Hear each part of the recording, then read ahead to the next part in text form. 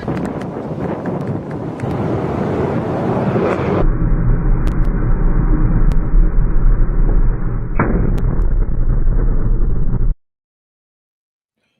Morning and welcome to गना शॉट। गना शॉट में आप सबका स्वागत है। It feels nice to me to be back after 3 days. I couldn't come because I had to go out, address a lot of army officers, speak to them on technology and how the battlefield is changing and how do we get hold of technology. But that is for another day. Today we're going to talk of India, USA and the great expectations. Why did I take this subject, the top, heading, great expectations? Great expectations is one of the all-time classics of Charles Dickens. Let me put it in context. It's about an orphan who, with no money, suddenly he gets a lot of money through a benefactor. He becomes rich, does everything. Then he comes to know a lot of things. It goes ups and downs, and ultimately it comes to a point where he comes to terms with life. You know, and what is that terms with life which he comes to? And I must read this out. This is one sentence which I came across. Says you know, the hero of that novel, or the main protagonist of that novel, says he recognizes that true happiness lies not in social status or wealth, but in personal integrity and genuine connection with others. So, when you look at India-US relationship, you have to keep these factors in mind. What are you seeking? Are you seeking great wealth, power, and all that from each other? Are you seeking connection and happiness? Then a relationship which is of a longer duration and a enduring nature. Most of us, when we assess this relationship, we are caught by the turmoil of present day problems. You look at it from today's issue and judge everything. You forget the history, you don't look at the future. Well, this is what I thought, let me talk of it today, because the story today is there a deal or is there not a deal? There some deal will come through, because if you look at it, I will put it this way: USA has end played itself. It cannot afford no deal with India, because it has had a deal with a few people. Big economy with China, it has no deal really. It's in fact still trying to corner China. Europe, there's no deal. It needs a big economy on its side, and that big economy is India. And a big economy with great potential is India, so it needs a deal. So some deal will come through. But we're going to talk of this business of great expectations. Right? That's the most important part, which I thought, will. You know, in January, when Trump got elected, Mr. Modi went and met the president. Whole of India felt, oh, we have Trump in our hand. We know how he is. We've dealt with him in Trump 1.0.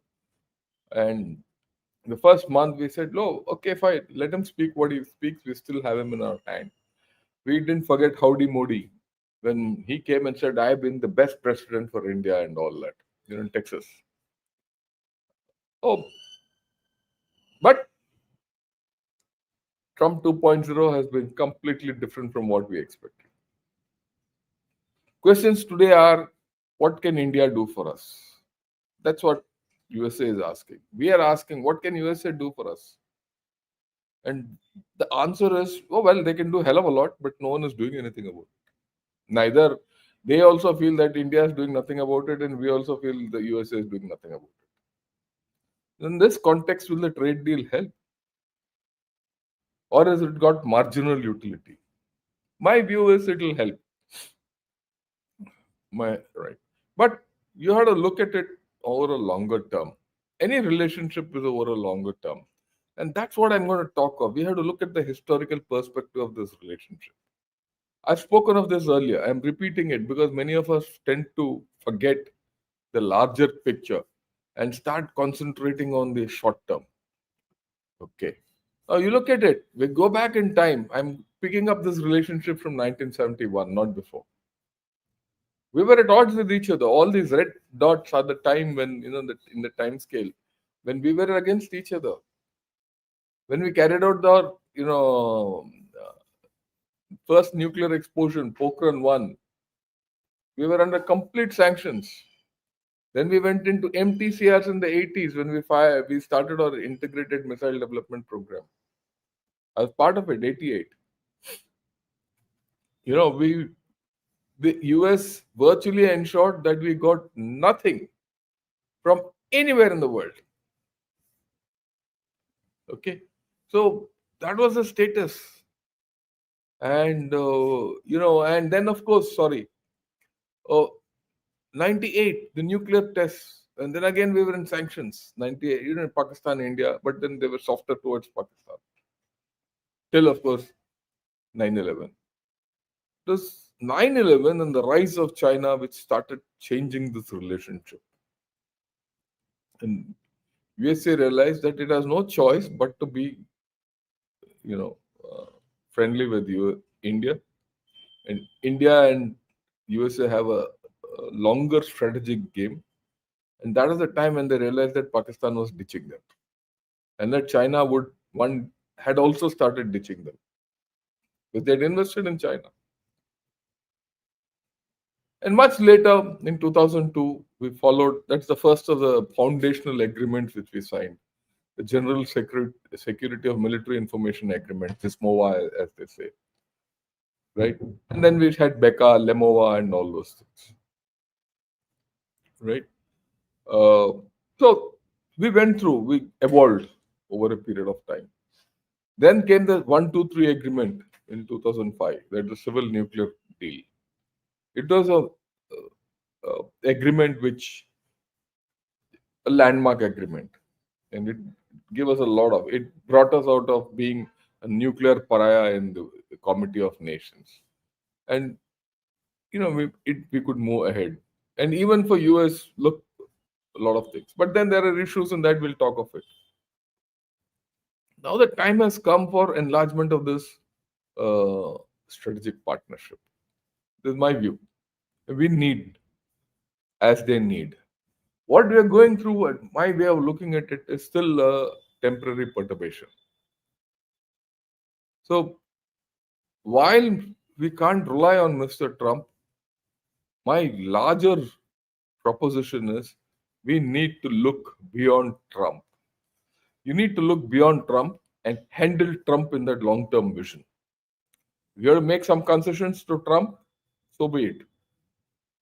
You want to deny certain concessions to Trump for the larger relationship, so be it. It cuts both ways, right? And we shouldn't get sucked into the rhetoric of current happenings. We are too invested into each other. We're not too invested into each other in terms of physical things, but the metaphysical. There are too many of Indians, youngsters to old people, and second generation, and even third generation now, who are invested in USA. And many of them send a lot of money into India. A lot of people in India depend on what their children earn there, right? It's a lot of aunties, uncles, mamas, mummies. Every day I keep seeing a meeting. Oh, I'm going to spend 4 months with my child in USA. So we have a connect, whether we like it or not. So there is a, something which we have to start looking beyond, and this will not reverse. And as days go by, we are probably going to be the most influential, uh, you know, ethnic identity outside Jews in USA. That's a given.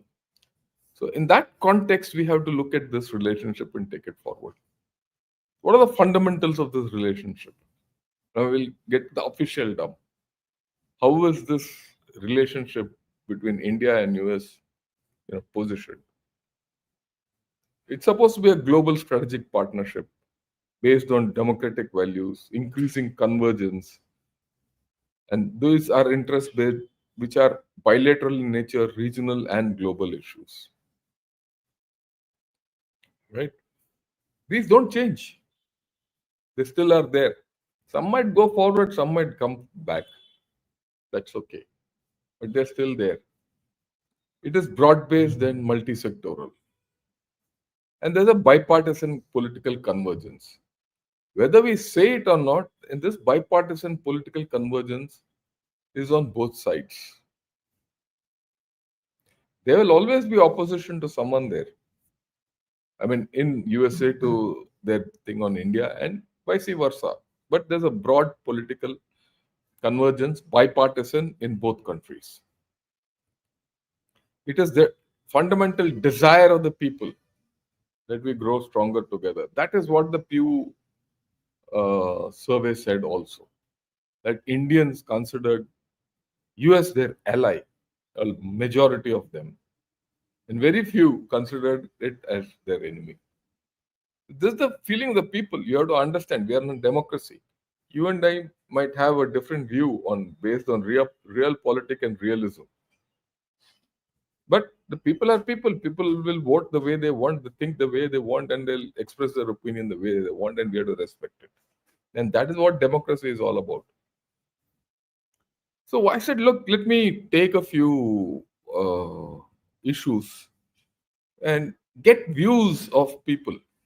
So I took some good articles on in India-US relationship, and what I'm doing is I'm putting across views which are extracted from there, relevant views, so that you know what are the thinking in both directions. It's not only people. Now we look at it from a thought perspective. One article, very good article. In fact, it was co-authored by Arun Sehgal, who keeps coming on Ghana Shot. And this was in national interest in the US portal and a very widely read portal. It says, look, uh, the US speaks about supporting India to counterbalance China, but it keeps meddling in South Asian affairs, and especially with India, Pakistan. Suddenly it is against Pakistan, suddenly against India, suddenly it talks of hyphenation. We've seen this happen, this flip flop. If they want India to be its long term strategy against China, their behavior has to be according. And then a guy like Ashley Tellis feels, India is delusional about its power. It doesn't have that kind of power. And America has taken a wrong bet on India. Then the questions, are we back to the 1998 scenario when we were under sanctions, just after those nuclear tests, or even in fact before? I'll put it this way: 1998 scenario was one way of looking at it. What about earlier, MTCR and things like that? Do we have unrealistic expectations from each other? We've had historic setbacks. Do we need moral posturing from you, Washington, or do we heed the public backlash in India? These are all live issues. India's right should have given dividends to USA, but it's not happening. Our business is not growing. Neither will this trade deal break that jinx, and US-India trade deal grows up. One of the things, if you see US-China relationship, the trade ballooned. It's a different thing. US expected, greatness from China. Chinese proved otherwise, and they stabbed USA in the back. Okay, but the fact is that their trade volumes are huge, and the relationship is there, good, bad, or ugly. Do we get there? But then we also have to realize that USA is very wary of it what happened to itself after the Chinese experience. Many of them might feel that, look, tomorrow India will do the same thing. A lot of Trump's motivation is driven by that. right? Look, logically, a stronger India opens up its markets, and American goods can flow in, or goods can flow out, and we can counterbalance China and all that. And we'll be the democratic bulwark in this area, to sort out authoritarianism and all that. But has it worked? And these are the questions which are being asked. I'm putting it in the larger context, not just the smaller context. Now, if you look at it, ever since the strategic partnership started going in presidential terms, this is it. During the Clinton era, you know, Clinton presided over the post Cold War enlargement strategy of USA, eastward push of NATO and things like that, and also in the West. I mean, sorry, East, right? That was a time when the US-China relationship was going by leaps and bounds. Everything which came out of China during, if you see the Clinton period, was about China. Everything which came out of USA, writing everything. Oh, China is the new end of the rainbow where there was a pot of gold, and they made a lot of money out of China at that time. When it came to Bush and his presidency, India's importance came up as part of the global war on terror. They knew they were getting into Pakistan, which is an unstable ally. And then they started building this parallel trajectory with India. They knew that India will be the great power in the Indian Ocean in future. And without that, they can't balance China. Again, a different version of this is Obama's pivot to Asia. And by then, the 10 years of Obama or 8 years of Obama, India's salience in this area had grown up to counterbalance China. Trump in his first term and Biden in his only term, you wanted India to, in a big way, to counterbalance China and its growing assertion. After that's the period. If you see Trump won, coronavirus, South China Sea Islands, and the rise of Xi Jinping, the Belt and Road. For all this assertion which China was doing, USA needed India. And that is how India became a strategic partner in the Indo-Pacific. The Indo-Pacific was revived. The Indo-Pacific concept was revived during Trump 1 administration. Before that, it was the Asia Pacific. And Asia Pacific excluded India. They expanded it to Indo-Pacific. The Indo-Pacific construct came then. So there's a lot of history which has grown, over a period of time. Do you sacrifice it with what Trump is doing? Well, these are the issues which we have to handle. Or you roll over Trump and look at it ahead. You say, okay, what's going to happen with USA in the next 3-4 years is let it happen. There's going to be chaos. Let's look beyond the chaos. Let's handle the chaos now and see what next when sanity comes back. There's also this feeling in USA that this we did this civil nuclear agreement in 2008, really, and it didn't deliver much. This relationship has been more about ceremonial markers and writings and joint statements and exercises and delegations, which said a lot, but there was no strategic substance to it. Really speaking, there was no strategic substance. Some people opine that way, but is it so? If you read the Chinese, you get a flip answer to this. For example, we did an exercise in Oli, Himachal Pradesh, with US troops, infantry armor. I mean, not infantry armor, infantry artillery and all that. It was a very small scale exercise, but it was an exercise in altitude.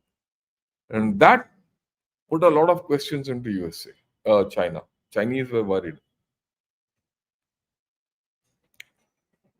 Writings which come out now tell that look, the Chinese fear that it's possible that USA and India open up a new front, a joint front across the Himalayas.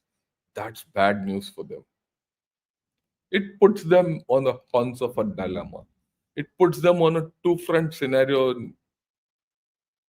I've always said China has a front door, that's the its coast along the China Seas, East China Sea, South China Sea, and a rear door along the Himalayas.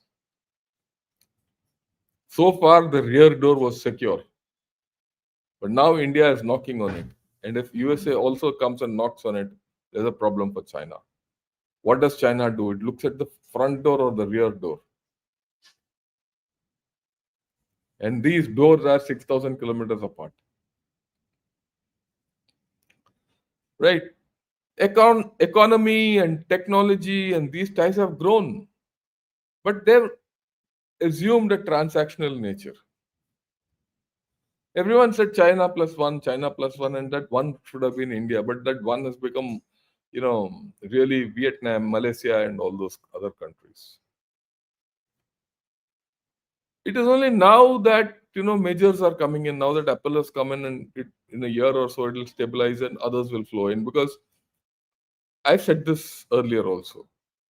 Uh, Vietnam or Indonesia or Malaysia are all small countries. They have limited capacities. In terms of scale, you know the world has got no other option but to come to India. US also recognizes it. But then the problem with USA and the rest of the world, they want India to be another China, which I don't think we should be. We can't be another China. We can be another India, a better India, a different India. That's fine. But being another China is no go. Then, of course, there are a lot of pinpricks, visas, tariffs, market taxes, uh, diplomatic squabbles, all those things keep happening. These are pinpricks which, roughen out a relationship, right? Even in defense, the distance between USA and India is stark. There's a lot of great expectations from India. We want 404 engines, we want technology and all that. Well, it doesn't happen. That's why we say, look, if you are a real partner, give us the technology. And they're not interested in giving it. And in fact, there's a lot of heartburn on this 404 engines. I think the second or the third engine has just come now. And rightly so, for something which you have paid. So they don't honor commitments. And then you keep quoting something like, oh, it's not good to be USA's friend. Things like that. Okay. Uh, the fact is that there's other issues. India is a thriving democracy. But it's not in the US mold. It's not what US expects. US expects certain things which we are not. And US doesn't at this point of time, at that point of time when it gives moral lectures to India about being elected autocracy and all that, forgets its own problems. Forgets its own problems. After all, if you go back to the election face off between Al Gore and Bush, that presidency was decided in one county. Few votes. And it was as flawed as anything else. It was a flawed system. In fact, to a large extent, you can equally find a lot of flaws in their system of democracy, where people can vote even without an I card. So, what are we talking of? Preachy US is not the order of the day. It has to look it within itself. But US doesn't have this habit of looking within itself. And then US says India is a strategic partner, and yet it has great equations with a military rogue like Pakistan or a communist dictatorship like China. It has, whether you like it or not. A lot of news comes out of US problems with Hinduism, but it tolerates Islam, which has harmed it, and Hindus have. So these are the issues which come to the fore. Then there's a view which says Trump is not transactional. Yeah, sure, he is transactional, but he's not as transactional as we believe. Trump's more bigger interest is to make USA great again. Same MAGA. But in that, India is just a part of it. He is doing MAGA with everyone. He's doing it with Europe, he's doing with Japan, he's doing with China, and India is part of that story. So why should India bother? Our dealings with India have been no exception. A lot of people in India and in USA believe that this friction between India and USA will be there, but you know the strategic convergence outweighs these frictions. Now, those people are not being heard at all. Those people are not being heard at all. Why I'm talking all this? Either tomorrow or today, we'll talk about the new RIC concept which is now floating. If you remember, 10-15 days back, I spoke about RIC. And, right, that whole story is coming back. Where will that go? We'll talk of it. Maybe today or maybe tomorrow. Let me see. Then there are views that Trump's China policy is modeled. Now, Trump's team includes three types. There are skeptics who downplay the China threat. China is no threat. Then there are hardliners who feel that the kind of curbs Biden put on China should be extended. Then there are deal makers who say no, we'll do a deal with, and this includes Trump. We'll do a deal with China and Xi Jinping and get into a G2 kind of an agreement. So you find that within the USA, there are different voices. Now we are at a loss as to who do you deal with? Who does India deal with? Today the US president says something and tomorrow it does something else. And we know now that we've lost what his thought process is. After he's about to sign the deal, he says we are the king of tariffs. Then we are about to sign a deal. He says we're going to put 500 tariffs on you because you're going to get oil from Russia. And there are a lot of people in their Congress and Senate who are talking like this. So what do you want? What does USA want? Definitely USA wants increased defense purchases. And it wants us to decrease import from Russia, France, Israel, and all those. To a large extent we have, but is it okay for us? We can't. We can't just rely on one country. We have to have our options diversified. It wants India to buy more oil and gas, which we are doing. What more? Again, we can't just be dependent on US. Then it will twist our tail. And why should I not buy Russian oil, which is cheap? There's a price cap. As per international norms, there's a price cap. We are not exceeding that price cap. And we are buying oil within that price cap. And if you stop buying Russian oil, the whole global energy system will go for a toss. And it wants an entry into our agriculture sector. That's why the trade deal is stuck. And we can't afford to give it. Whether it's GM crops or dairy sector, if they come with their ideas, they just kill our dairy sector. And we must remember Operation Flood. Today we are the biggest producers of dairy products. But our systems are archaic. We cater for certain issues and all that. But if they come in with their mass ideas, mass production ideas, and mass marketing ideas, or a guy who produces milk out of two buffaloes will go for a toss. Our economy will go. In any case, that is political harakiri if that happens. I don't know whether Mr. Modi will be elected or not, or BJP will be elected or not is a different story. But if The agriculture and dairy product sector is open to US or New Zealand, because if you open it to US, you might have to open it to New Zealand and Australia also. If that is done, I am very sure BJP will be voted out of power.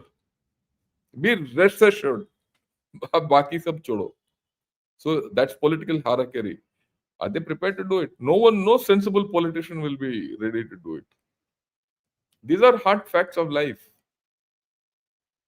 But then this partnership remains vital for us. We still need FDI. Our FDI in the last 2 years has been dipping. You can't get FDI from China. China is prepared to put money into you. But do you want Chinese money in your system? We have had only bad experiences. So you need FDI from USA, which is the other country which can put FDI. USA, Europe. You want to grow at 8-9%, you need that. You want to become a $30 trillion economy by 2047, you need FDI, otherwise it will not grow. Even China needs FDI even today. USA needs FDI from others. What is Trump doing? He is attracting FDI. FDI, everyone needs FDI. Every country has certain surpluses for FDI outside and diversification. And then you need their support. At some point of time, you need support against Pakistan, you need support against China. After all, it is only US which has the capability to twist their tails. You don't have the capability to twist Pakistan's tail.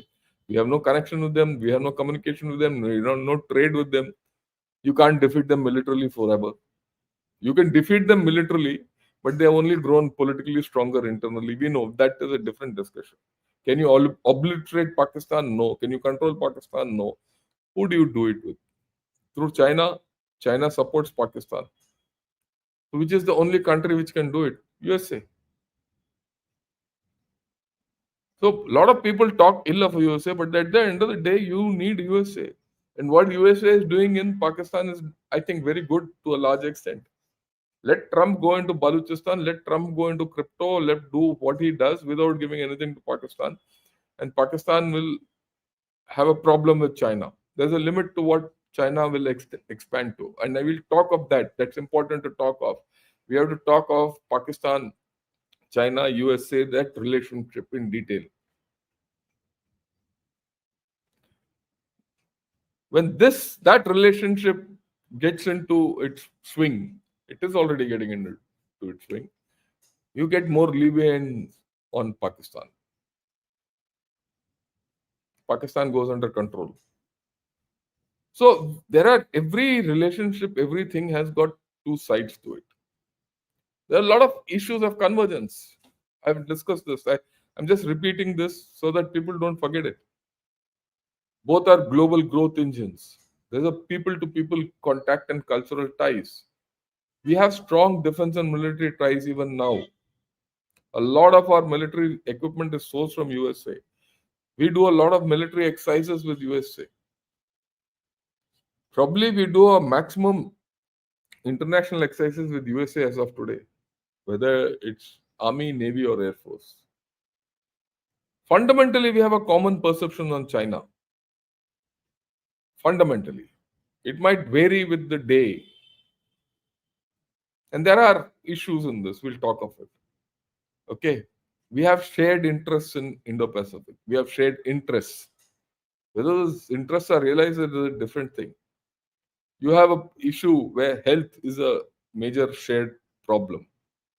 We have a thing for combating climate change. We need technology, energy, space, and nuclear cooperation. There's a lot of scope for and a lot of issue of convergence, trade and commerce, education. Education, there's huge convergence. Disaster management. And this goes back that it's not USA which is bigger or China, India which is bigger. There's a joint requirement of both the countries acting. Otherwise, this part of the world will suffer. When I say this part of the world, I'm talking of the Indo-Pacific as a whole. But there are a lot of divergences.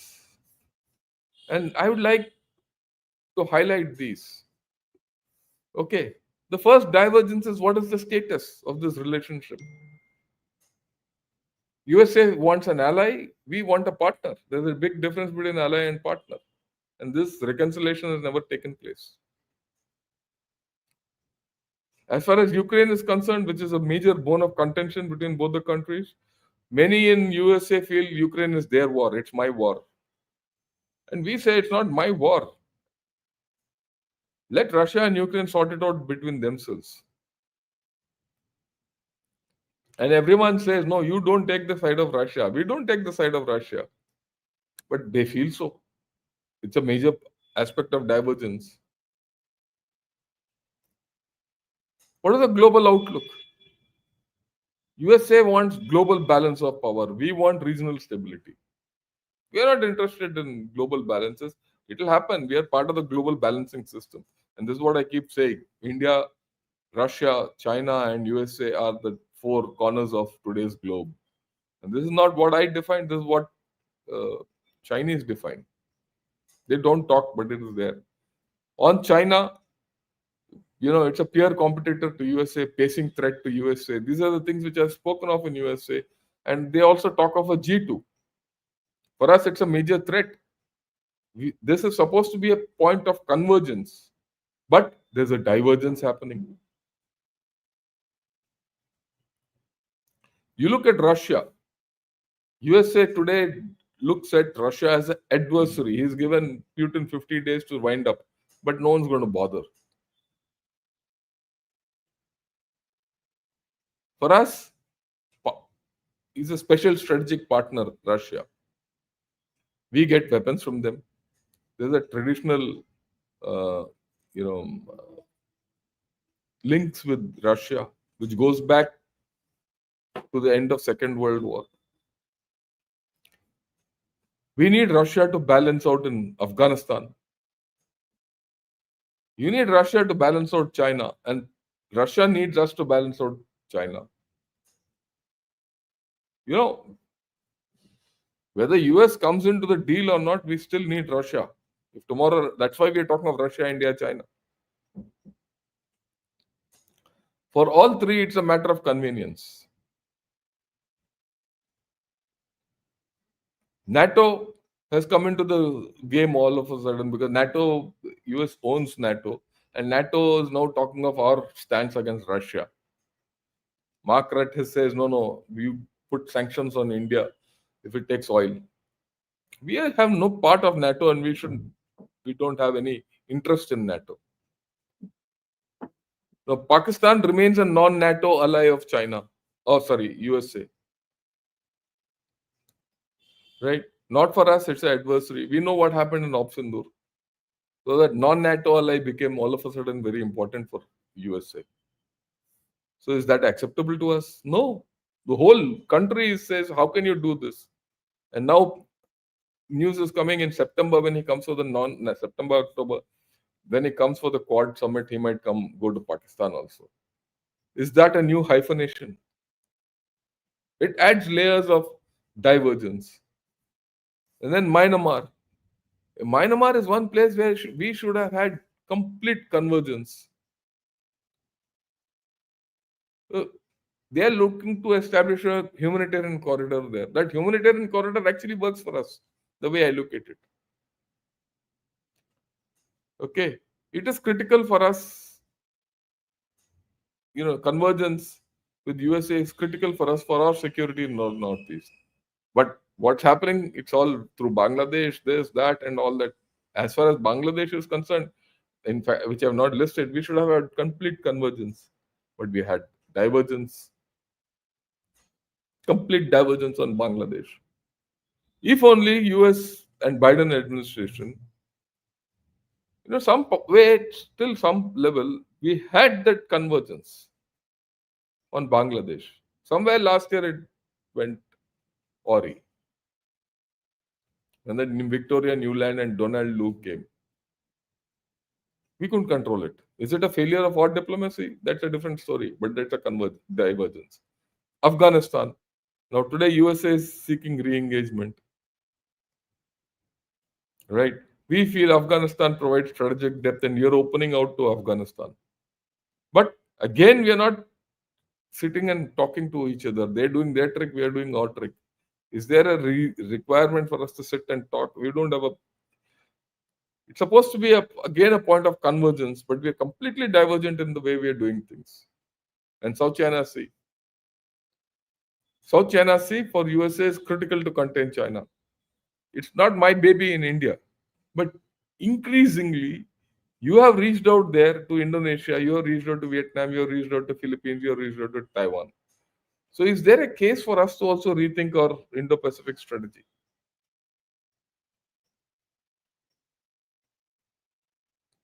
So these are the issues. Then of course Turkey, which I have not listed here. What about Turkey? How do you handle Turkey? What about Iran? Turkey, Iran, what are the US policy on both these? And what is our area of convergence or divergence on this? Have we had a honest discussion? Have has India had an honest discussion with USA on global affairs and said, look, this is your thing, let's look at it. And when you have that honest global discussion, then people will say, yeah, this is a global player. Then acknowledgement of India as a global player will start coming in. Otherwise, you're still, you tell them, look, this is your aim, fine. We don't have that strength, but we'll help you do that and keep China out, keep Russia where it is, and help give us leeway to do what we have to do. Is there an understanding? That understanding somehow for all the or what our foreign minister has done, we couldn't get an understanding on Bangladesh so far. We couldn't get an understanding on Myanmar. These are critical to us. Mind you, at one point of time, we had that even during when Mr. Modi met Trump, Bangladesh came up. He said, I'll leave it to the Prime Minister to handle it. But there's no follow up on that. When it came to rescuing US, rescuing Sri Lanka of its problems, again the US gave lead to India to do what it had to do. We did, and US Sri Lanka has come back, but that model we have not used otherwise. So when you look at this thing, there are issues, right? And the way I also look at it, this relationship is critical for the coming decade. We need to understand each other's interests. I have no doubt about it. You might not be aligned to USA, I might not be aligned. Personally, I'm not aligned to USA. But you need them. You can't, you're not able to deal with Russia. You're not beyond the point. Russia has got limitations. Beyond that, you can't go ahead with Russia because its economy is not there. It's in a war, it will not finish. Its requirements will be different. China, can we go ahead with China? We can't. And why we can't, I'll talk, like I said, when I discuss this new concept of RIC coming in, SCO and all that, we'll talk of it. We should understand we can never trust China. Not because traditionally we can't trust China, we've had a problem. So we should suddenly have a change of heart and start trusting them. If you can't trust your own strategic partner, can you trust China? And I'll discuss why we can't trust China because as people are talking great, so about this new construct which is trying to emerge. Within China, people hate India. We have to convince USA that look, we need to be multilateral. India needs to be multilateral. That's the way you are. You want to deal with everyone, you deal. We'll also deal with everyone the way we want. The way we have to converge, we'll sit and talk. That's what partners are meant for. It's not one-way street. We are not like Europe dependent on America for their defense against Russia.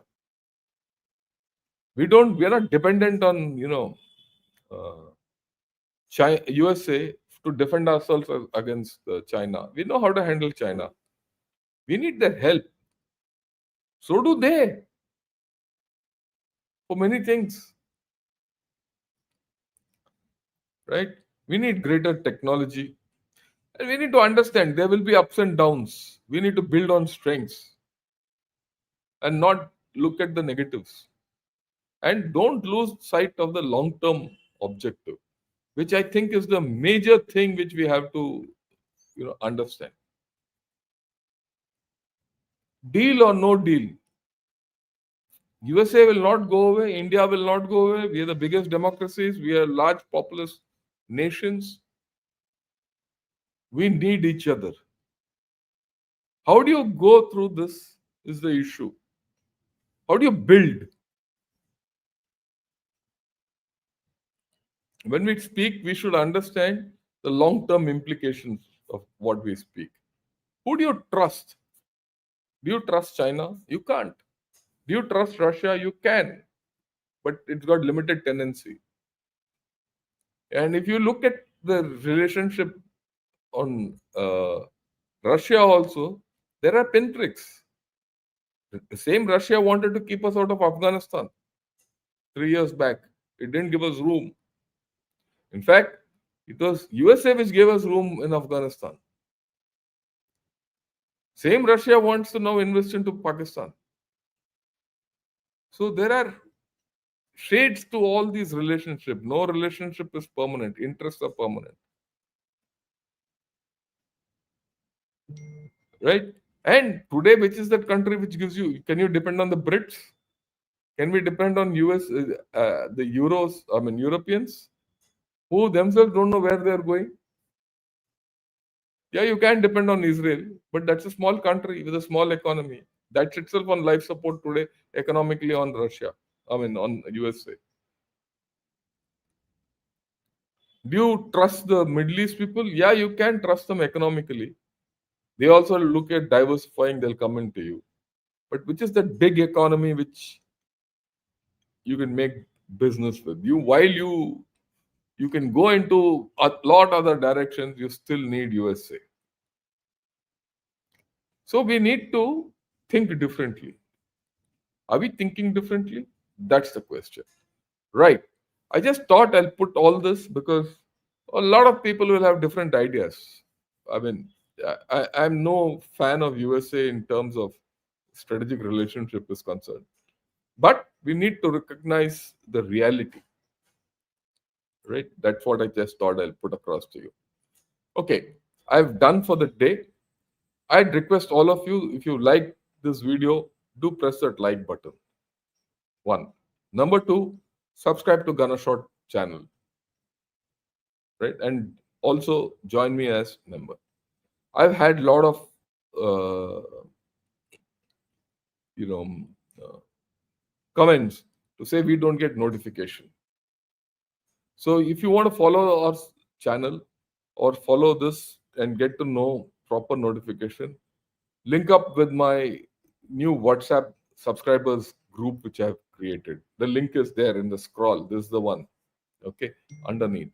And this link is there in every description. So far, about 39 people have joined in. So you'll get that the time of the next, the moment before I go live, about 10 minutes to 1 hour or 2 hours before, I'll put it on the WhatsApp group. You can have a look at it. So you don't miss out on notifications if you're keen. That's what I thought I'll put across to all of you. And right, with this, I'll take some questions. We'll and then move ahead. Assam and Bengal will be a permanent headache for India. I don't think so. Every state will have its problems. Okay. Yeah. Chances for a partial deal, but move the milestones seem to be strongly a possibility for Trump. Let's see what happens. I also feel the partial deal is better than no deal. So let's see where it goes. Yeah. Good morning, Vasu. How are you? Who was the first Indian commander of a drone regiment? Answer Dronacharya. Yeah, that's a nice one. Okay. Good morning, Rohan and MK Sundaram. And Lofi also, good morning. And Hetsi Kumarsi, good morning. Kumar Swami, good morning, and John Doe, good morning. Yeah, Ramki also good morning.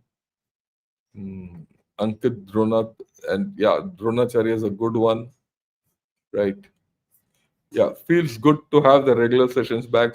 So with me, okay. Hi, sir. Check the print video. How Chinese commentators commented on Dr. Jaishankar visit. Your comments and thoughts. Well, I don't know what you're talking of, Aditi. Um, but I'll talk today evening of how China looks at us. We'll talk. I've got a couple of articles which are very explicit about India. We're not interested. Look, I couldn't care a damn whether it's Jaishankar or some other Shankar who goes as the foreign minister and talks. But I'm talking of how they view India, which is the larger thing. Okay, I respect our external affairs minister. He's done a terrific job. Uh, I know what the thing is. We'll talk of it, and I'll not talk of upper comments, which is gets reported in our media. No, I'll get depth comments. Yeah, has anyone looked into Indonesia's deal? They got screwed. I hope the Indian. You look, Indonesia is that kind of a country. That's it. I leave it at that. I don't think that will happen with us. Like I said, the political stakes for India are too high.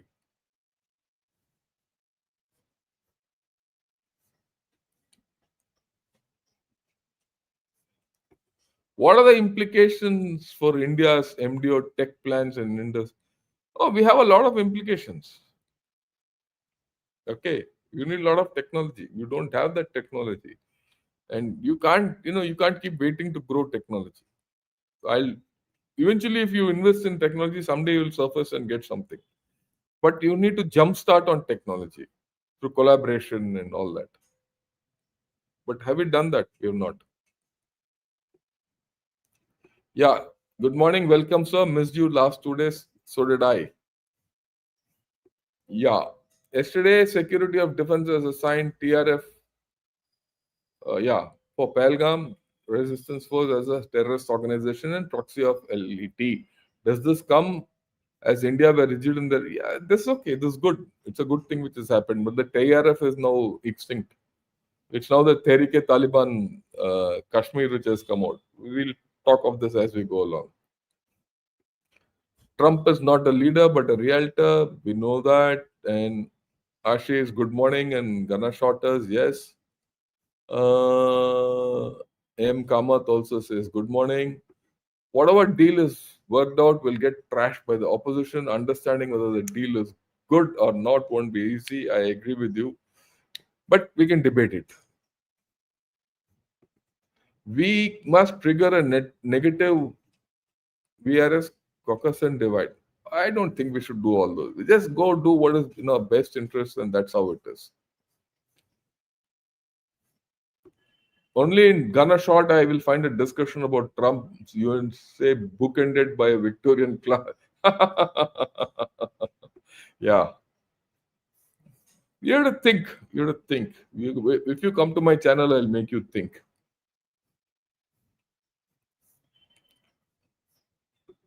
Yeah, US a G404 engine delivery back on track. Let's see. Let's see how these go because this trade deal will have an impact on all these issues. US was just celebrating the win at the end of the Cold War with the breakup of USSR. US created another monster. Yeah, I agree with you. There is inherent hypocrisy on how either country sees the other. US wants to both harness its cheap labor while keeping people dumb so that their proselytization works, while India wants to send their children to earn money. Yeah, I agree with you. That's the thing. We have deep interest with each other.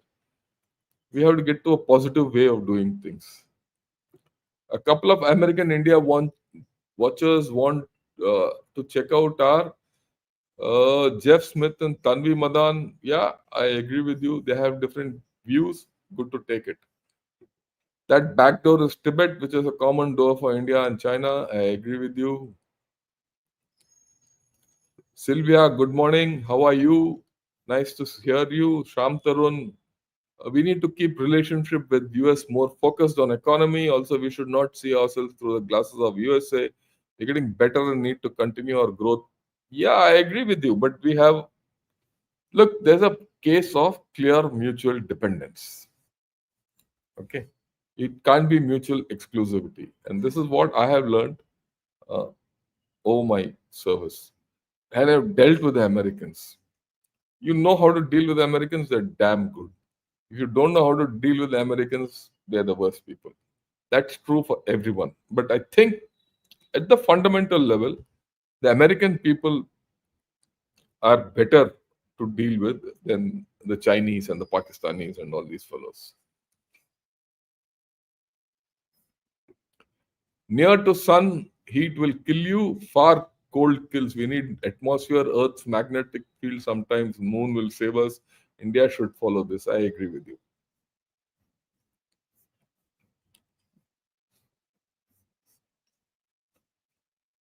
Yeah, while India wants to get hold of all US tech and market while protecting its vulnerable sectors like agri and uh, protected cultures, I told you certain things are not negotiable. Certain things, even they are not negotiable. So you have to strike a deal in between. Even now, see the trade deal is going to be a mini deal. The larger issues we have protected, they also protected. There would be a flip side to them. They want too much. They're being too greedy, maybe. So this is something which we have to look at. Yeah, what US did in Bangladesh has hit us badly strategically. That raises a question whether we have strategic convergence with US. I'll put it the other way around. Did we seek that strategic convergence the way we wanted? Could we have done something different to help Sheikh Hasina survive? Would you have gone and convinced Bangladesh and USA to act differently? So it's don't look at it from one perspective only. Look at it from multiple perspectives. Fundamentally I also agree with you. It has hit us badly. But could we have headed it off? Yeah, I wonder if Trump really has a free reign. I agree with you. I don't think so. He's got a lot of mm, promises to keep. Okay. How does India strengthen its position in the northeast vis-a-vis Bangladesh, Myanmar? Is there a plan? I don't see at this point of time any great plan. The good thing which has happened in the northeast is Manipur is come under control. I think in a year or so, when Manipur is under some kind of degree of control, things can change. Till then, nothing will happen. Yeah, I think the issue of FDI is overplayed. If we look inward, in case our own R&D, then our dependence on FDI for growth will reduce. When the economy and technology develops from within, we stand a much better chance. I don't agree with you. There are huge limits to Indian capability, and who'll fund our R&D? We don't have the capability to fund. Or private people don't fund. So how do you get it? I mean, let's not be a very altruistic about you can get everything on your own. You don't have that capability. We don't have. We have a lot of capabilities. One capability which we don't have is to speed up things. If you want to go at this current pace, you can keep going, but you need to speed up things. For that, you need FDI.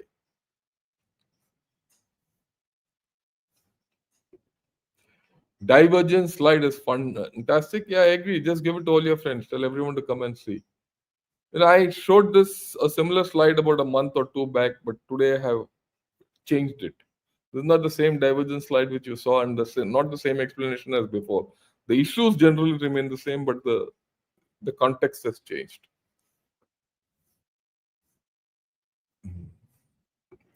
We must improve our investment in R&D. We must. I agree with you, but that's a hope which we can't.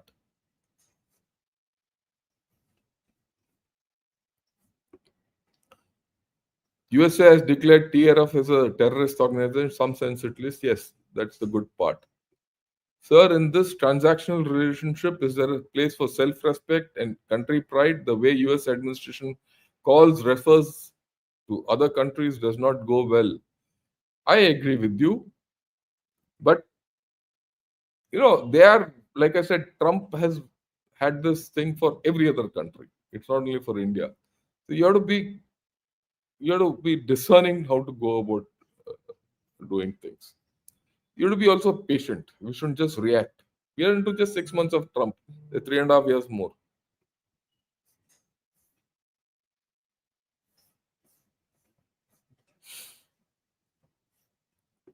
China is an ancient civilization, but CPC regime is an uncivilized state. I agree.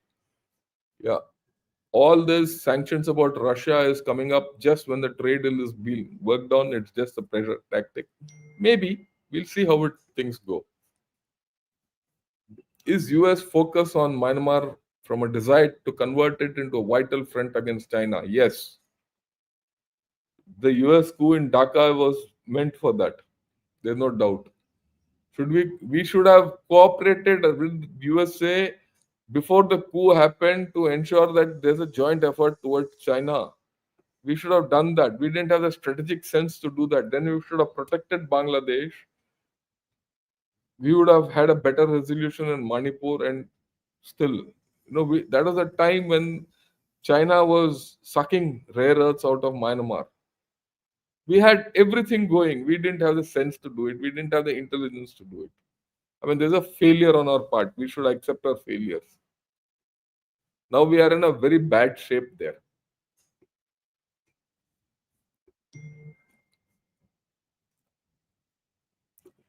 Yeah, it's always a new learning from your videos. Thank you for your views. Hope someone from government is watching and give a thought. They will. Eventually, they will. Yeah, TRF is good. What will it be better? US giving another 500 million F-16. Yeah, you can't trust the US. That's okay, but you have to deal with them. Okay. New question. Can NATO threaten Turkey as well as it's threatening India? Turkey is doing business. Look, Turkey is part of NATO. Please understand. So they have on common protocols. There's no threat.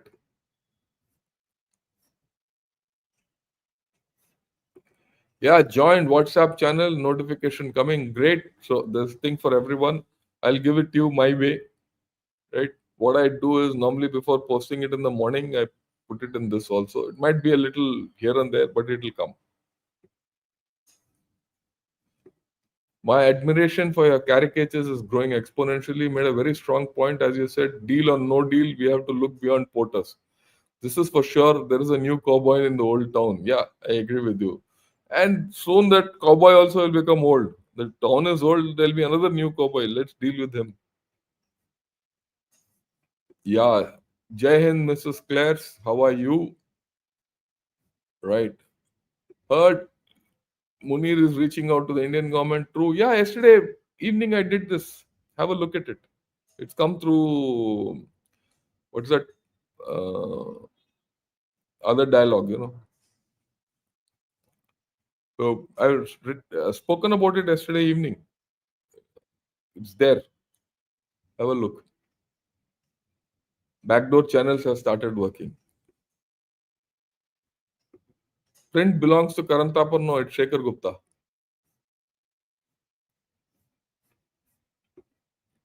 You highlighted internal squabbles in CCP leading to possible change in power. Would this transition power lead US China relations reset? Would it be beneficial for India or not? Let's see. It's too early to say anything. It's going to be a long process. Power struggles within China go on for 3 to 4 years. So far, there were issues last month. It appears some modicum of balance is there within them, and Xi Jinping has started talking. Okay, so let's see how things is. Yeah, anything on USA, Indonesia? Nothing much.